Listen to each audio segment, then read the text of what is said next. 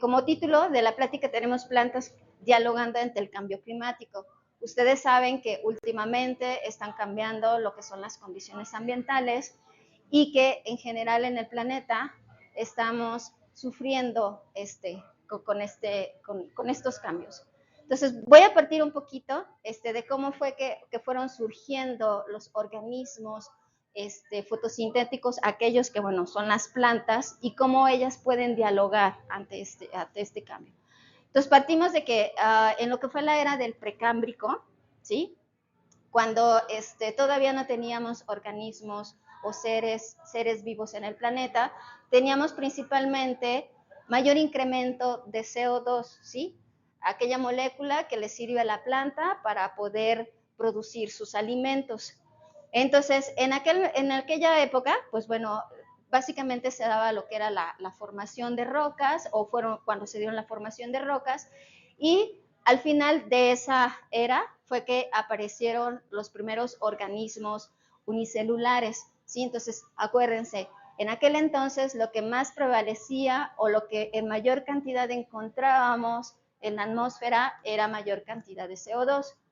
Cuando surgieron los organismos unicelulares o los primeros organismos o las primeras formas de vida en el planeta, estas fueron evolucionando a través del tiempo, ¿sí? Hasta tener organismos capaces de utilizar ese CO2 y producir su propio alimento, ¿sí? Entonces fue al final de lo que fue el precámbrico, ¿sí? Y a esa era, bueno, debido a que estos organismos utilizaban ese CO2, lo procesaban, ¿sí? Despedían mayor cantidad de oxígeno en la atmósfera, ¿sí? Entonces a esa era o a esa parte del tiempo se le conoció como era de la gran oxigenación, porque nosotros de tener una atmósfera con alta concentración de CO2 empezamos a tener una atmósfera, ¿sí? Con oxígeno en mayor cantidad. Y bien, entonces cuando surgió esto, ¿sí? Al proceso evolutivo del planeta fue lo que dio origen a las plantas, que son los organismos, ¿sí? Más complejos, capaces de realizar este proceso y poder producir sus alimentos y tener mayor cantidad de oxígeno en la atmósfera. Entonces, conforme fue pasando el tiempo a nivel evolutivo, entonces las plantas que nosotros pudimos haber tenido en aquel entonces fueron evolucionando también, generando una variedad de tipos fotosintéticos, ¿sí? Si nosotros vemos a las plantas en el ambiente, podemos decir, para nosotros todas son iguales, ¿no? Sin embargo, si nosotros las observamos con detenimiento, podemos observar que tienen morfología muy diferente, ¿sí? O formas muy diferentes. Entonces, ahí es donde nosotros vemos esa diferencia, ¿sí? A nivel evolutivo, y que unas pueden procesar ese CO2 de una forma, ¿sí? Al final, todas hacen o producen sus azúcares con la misma ruta o con el mismo funcionamiento, pero la forma de tomar ese CO2 a nivel atmosférico es diferente, ¿sí? Y esto se debió a los cambios que surgieron en el planeta, tanto de disponibilidad de CO2 como disponibilidad de agua, ¿sí? Y las que nosotros, o las que aparecieron al final, pues fueron los que nosotros conocemos como plantas suculentas, ¿sí? Porque estas surgieron cuando el agua fue escaseando, ¿sí? En mayor cantidad en el planeta. Entonces, finalmente, estas plantas utilizan el CO2, lo transforman, ¿sí? A nivel fotosintético, producen azúcares, ¿sí? Liberan ese oxígeno, que además permitió la evolución del resto de los organismos y hasta que nosotros estamos aquí, ¿no? Entonces, estos azúcares para ellas son importantes para el crecimiento y el desarrollo de ellas mismas, ¿sí? Bien, entonces, para que ellas puedan lograr todo este funcionamiento de manera adecuada, la planta está en constante como comunicación con el ambiente, ¿sí? Nosotros podemos encontrar diferentes factores que están relacionándose con ella y que además de permitirle esta funcionalidad, también le permiten, ¿sí? Que su desarrollo, ¿sí? O su crecimiento sea de una manera adecuada. De ahí que, por ejemplo, nosotros podemos tener la luz, ¿sí? Aquel espectro que nosotros vemos en el arco iris, ¿sí? Todos los colorcitos que nosotros podemos visualizar en el arco iris son diferentes gamas o diferentes rangos de luz que se está filtrando y que está llegando al planeta. Y estas tienen diferente como función en la planta, ¿sí? Aquella que se emplea para lo que es la fotosíntesis o esa producción de esos carbohidratos, y aquella que es utilizada para lo que es el desarrollo. Pero además tenemos que la luz también la podemos encontrar en el ambiente en diferente cantidad y en diferente calidad, ¿sí? Nosotros no es lo mismo la luz que percibimos a las 2 de la tarde, ¿sí? ¿Ustedes cómo se sienten a las 2 de la tarde? Y más ahora, acalorados, ¿no? Y bien intensos, ¿no? Y agobiados, ¿no? Y la luz que se filtra ya más tarde, por ejemplo, a las 6 de la tarde, pues bueno, ya está como más soportable, ¿no? Entonces, esa gama que nosotros percibimos de la intensidad de luz, también ellas la pueden captar, ¿sí? Y la utilizan de diferente forma en ella, en el interior. Entonces, a nivel aéreo, ¿sí? Tenemos diferentes factores que están interactuando con ella, por ejemplo, la cantidad de agua que también está en el ambiente, ¿sí? Los herbívoros que están también interactuando con ella, y a nivel, se puede decir terrestre o de sustrato o donde ellas se encuentran, también podemos encontrar diferentes factores con los que están interactuando. Desde la cantidad de nutrientes que puedan estar disponibles para ella, hasta las características, ¿sí?, físicas del suelo, porque no todos los suelos son iguales. Nosotros sabemos que hay suelos que son más arenosos o suelos que son más arcillosos, aquellos donde acumulan mayor cantidad de agua, ¿sí? Y todo eso influye, ¿sí?, en el desarrollo de la raíz, por ejemplo, y la disponibilidad de agua que puedan tener las plantas. Entonces también tenemos microorganismos, ¿sí?, bacterias, virus u hongos que se encuentran en el suelo y que también influyen en cómo van a estar funcionando las plantas. Bien, entonces, con base en eso, ¿sí?, la planta puede percibir todos estos factores y son aquellos que le van a permitir desde nosotros tener una semillita, ¿sí?, a aquella que con base en esas condiciones en las que se encuentran, vayan a llegar a lo que es la germinación, ¿sí?, tener una plantulita, como nosotros las podemos observar, y llevar a cabo su crecimiento hasta el punto en el que ellas puedan florecer o dar un fruto, ¿sí? Bien, entonces, para mencionarles cómo es que las plantas son capaces de estar percibiendo esos estímulos o esos factores externos con las que ellas se está interactuando, les voy a mencionar un poquito, ¿sí? Les digo, trataré de no darles tantos términos técnicos. Tenemos lo que es la célula vegetal, ¿sí? Aquella que se caracteriza por la célula animal o la célula que compone a los animales, ¿sí? Por poseer, obviamente, lo que es un cloroplasto, perdón, que es un orgánulo donde se encuentran todos los componentes que son necesarios para que se lleve a cabo la fotosíntesis o que la planta pueda producir esos azúcares o sus propios alimentos. Además posee una vacuola, ¿sí?, y una doble pared, ¿sí? Bueno, el apuntador no funciona mucho, pero esta doble pared sería esta que nosotros vemos aquí externamente.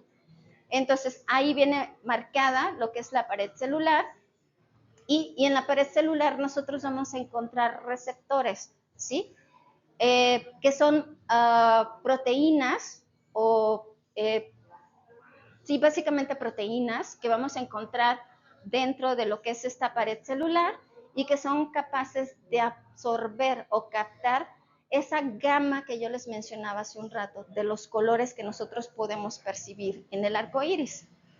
Y si se fijan, aquí vienen los nombres, ¿sí?, que están básicamente relacionadas con el color con la que están captando, ¿sí? Entonces, de esa manera, las plantas, ¿sí?, a nivel celular, ¿sí?, captan esa energía o esa luz, y es de esa manera como van a estar interactuando. ¿sí?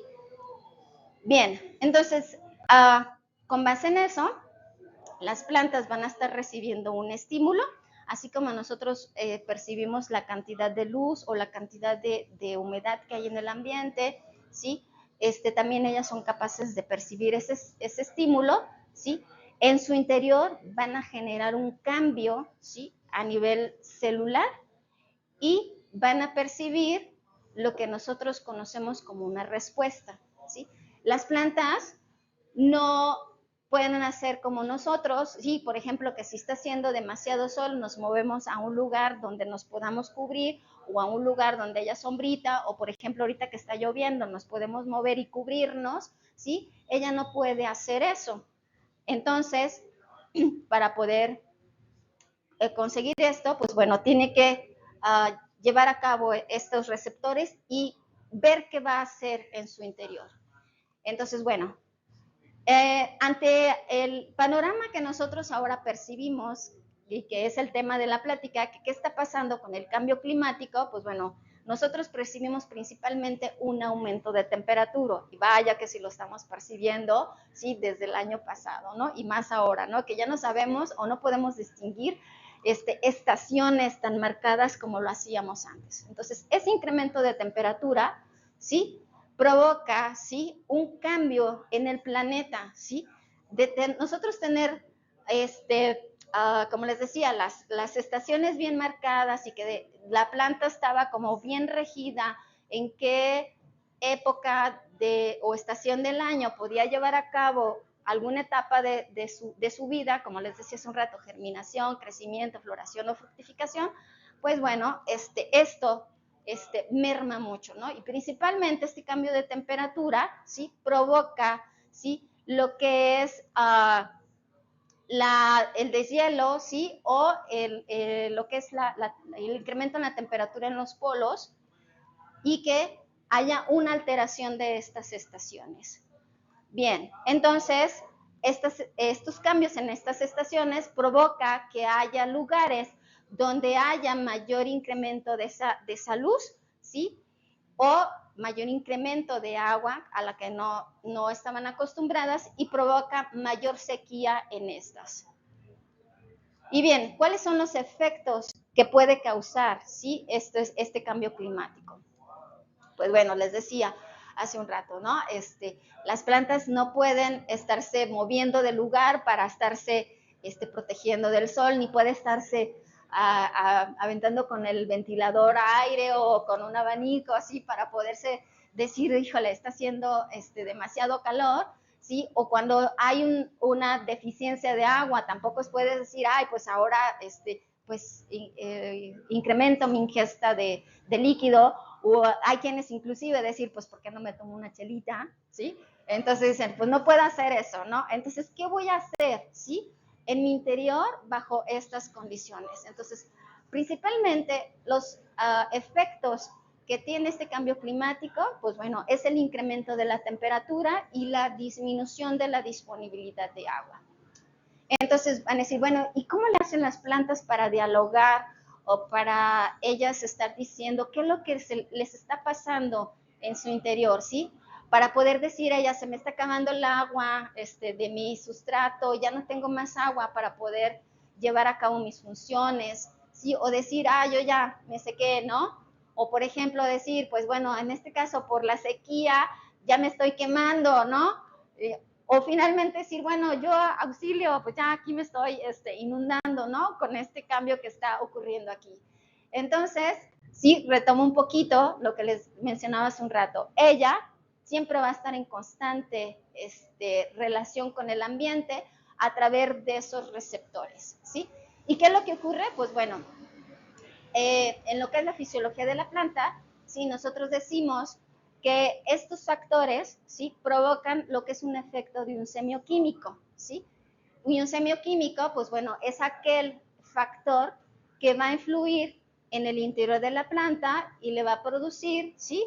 Una respuesta a nivel química o a nivel molecular, ¿sí? Y entonces podemos tener aquellos semioquímicos o aquellas respuestas que se van a dar a nivel de la zona foliar o aquellos que van a dar respuesta en el suelo. Bien, entonces en ese momento, cuando ellos ya están en contacto con estos,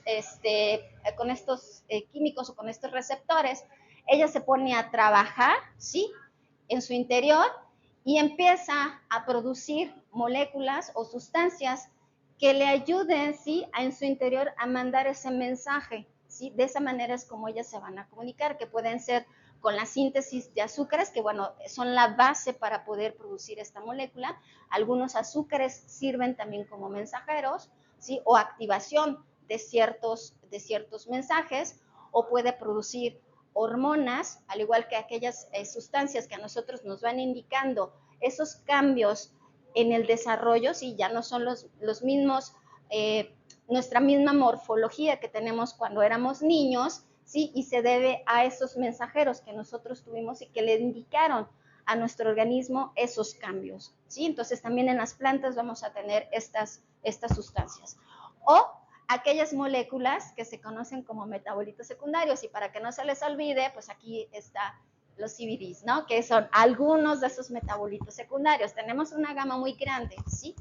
Pero aquellos que le van a ayudar en ese momento a ellas para poder dialogar o para poderse comunicar o inclusive poderse proteger de esos factores ambientales.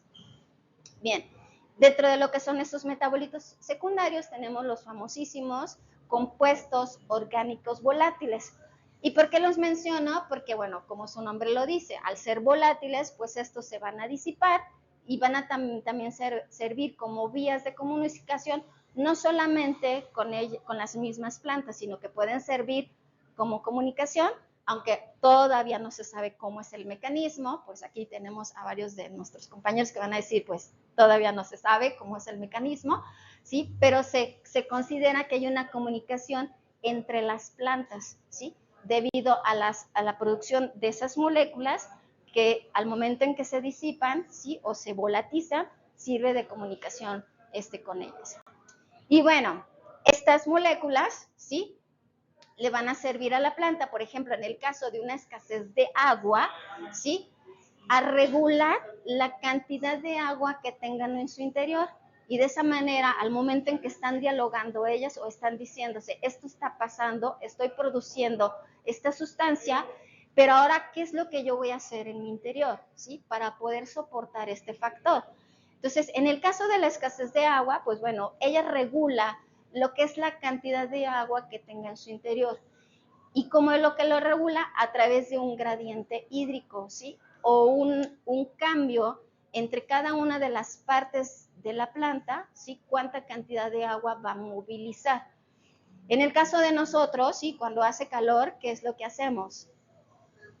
Transpiramos, ¿sí?, empezamos a perder agua, y esa agua que nosotros perdimos a través de esa transpiración, y véanme cómo estoy ahorita, ¿sí?, esta es una manera como de tratar de regular, ¿sí?, la temperatura que hay en el exterior con la que hay en mi organismo. Esa es una manera como de poder como hacer como un equilibrio, ¿sí?, en mi interior.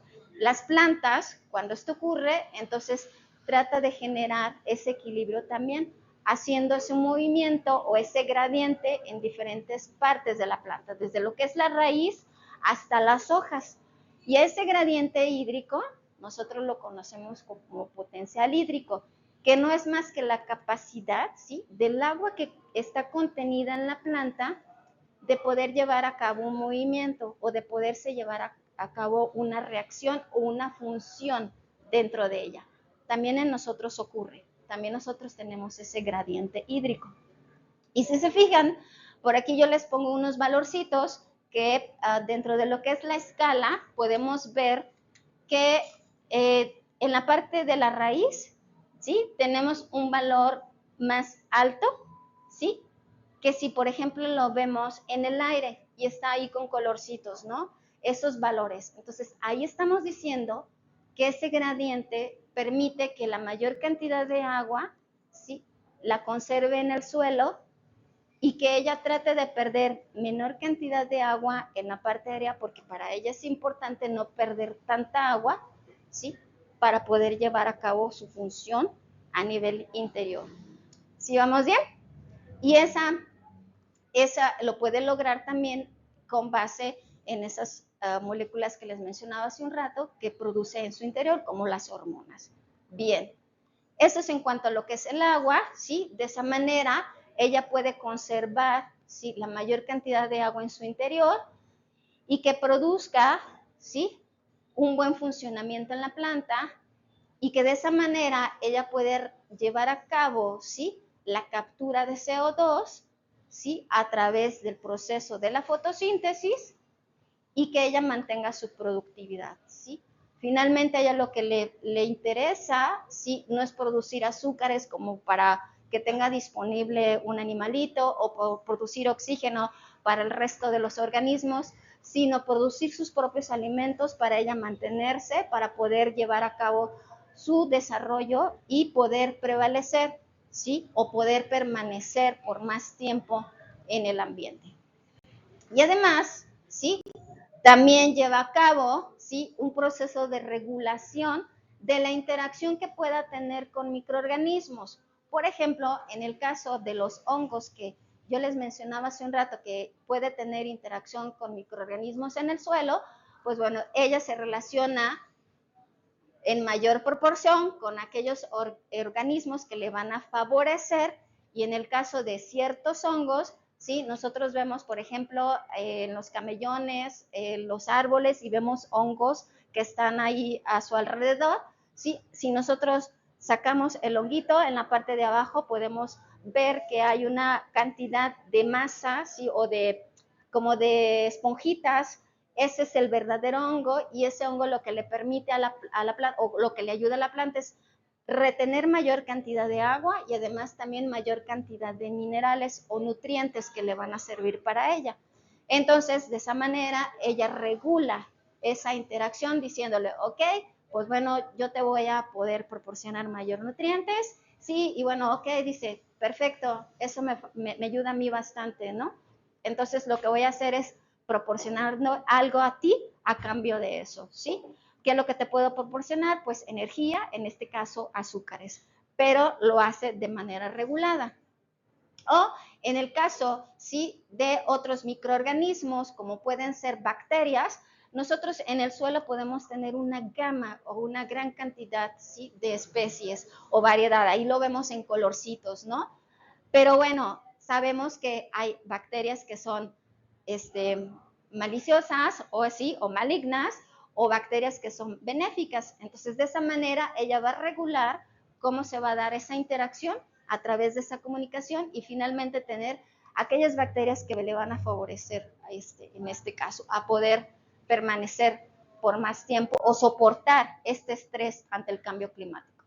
Entonces, ¿qué es lo que pasa? ¿Sí?